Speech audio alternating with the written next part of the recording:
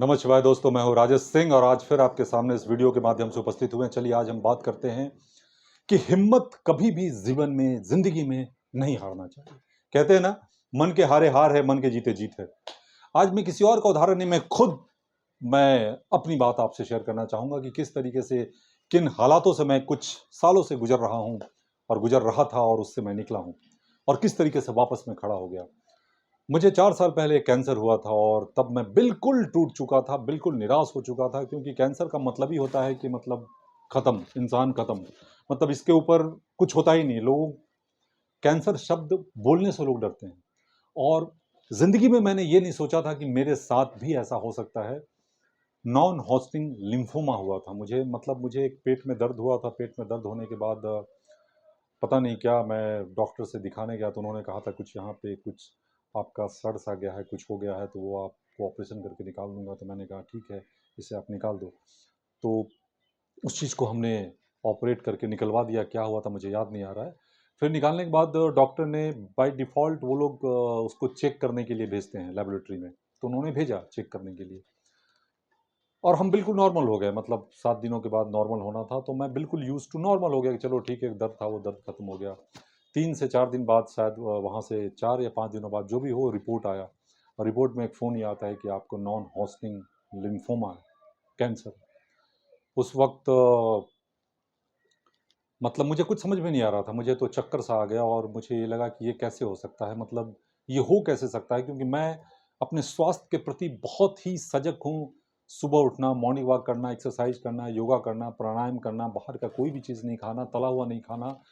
मतलब बचपन से लेके अब तक जितना मैं अपने शरीर पे ध्यान देता हूँ या दिया हूँ, शायद आस-पास जब मैं देखता हूँ तो किसी ने भी इतना ध्यान, शायद मुझे बहुत बहुत क्या, मतलब लोग मिले ही नहीं जो इतना प्रिकॉशन लेते हो अपने आप शरीर के प्रति। मैं इतना प्रिकॉशन लेता, ना चाय, ना कॉफ़ी, ना नॉन-वेज, लेकिन इसके बावजूद भी ये मुझे हुआ।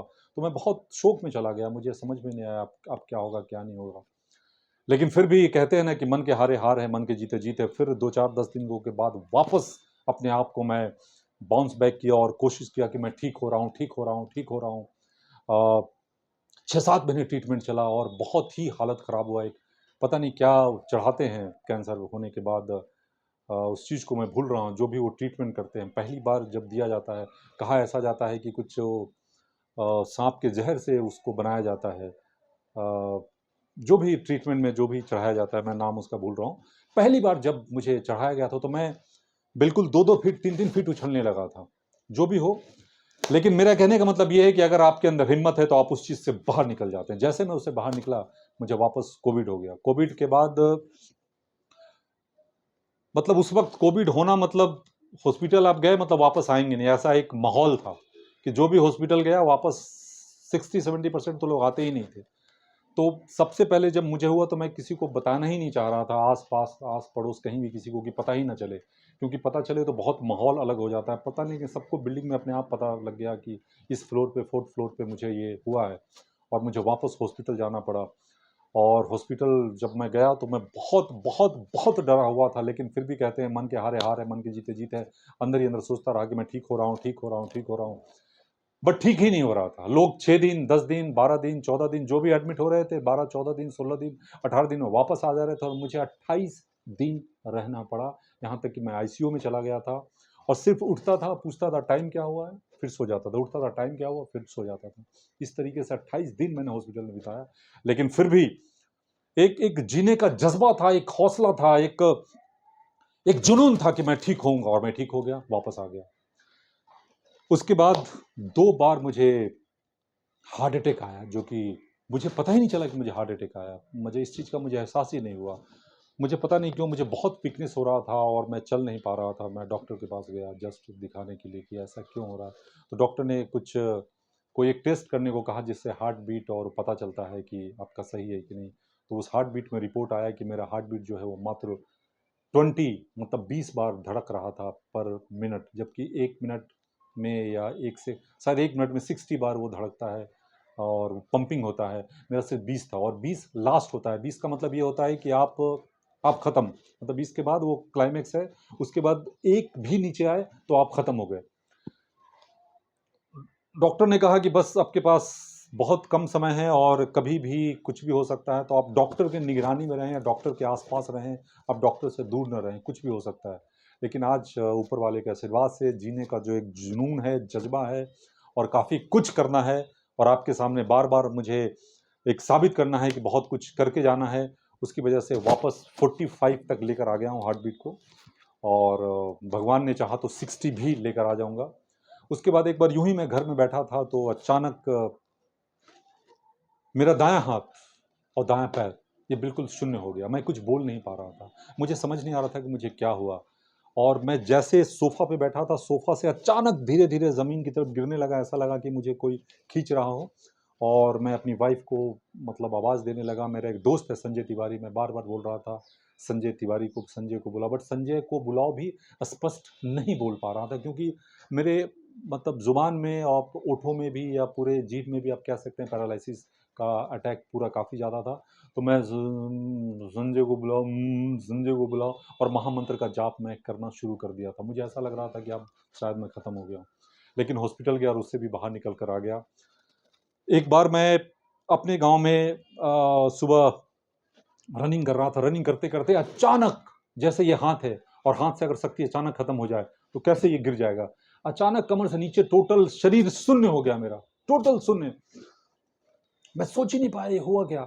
मैं घसीट कर चलने लगा मतलब हाथों के सारा क्योंकि पैर के नीचे बिल्कुल कमर के नीचे काम नहीं कर रहा था, घसीट कर चलने लगा और चिल्लाने लगा ज़ोर-ज़ोर से, कोई है? मैं बहुत डर गया था लेकिन फिर से वापस आज आपके सामने हूँ, खड़ा हूँ और चल रहा है।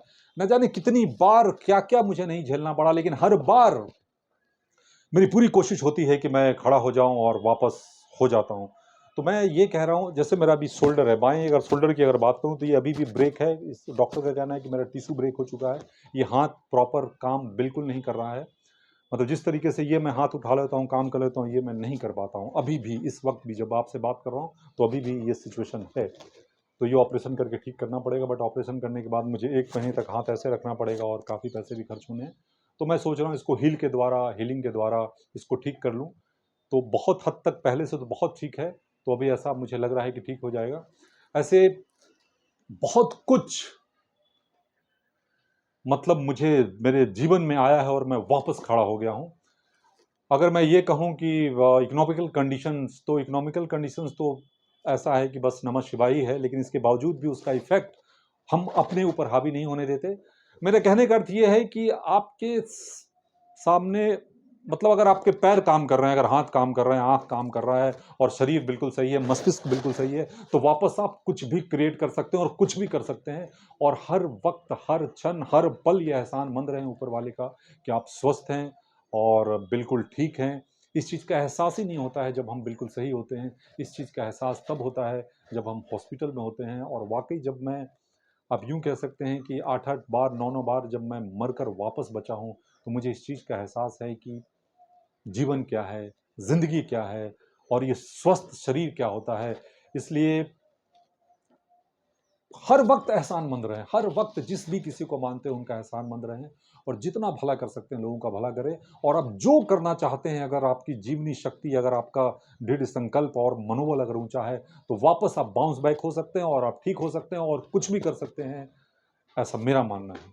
सो नमः शिवाय, अगले वीडियो में फिर मिलेंगे किसी अच्छी जानकारी के साथ। अगर सब्सक्राइब नहीं किया है तो ज़रूर कर दें, शेयर कर सकते हैं तो शेयर करें और कुछ कमेंट करना चाहें तो ज़रूर करें और फिर हम मिलते हैं आपके सामने अगले वीडियो में, वीडियो के माध्यम से। नमः शिवाय, नमः शिवाय।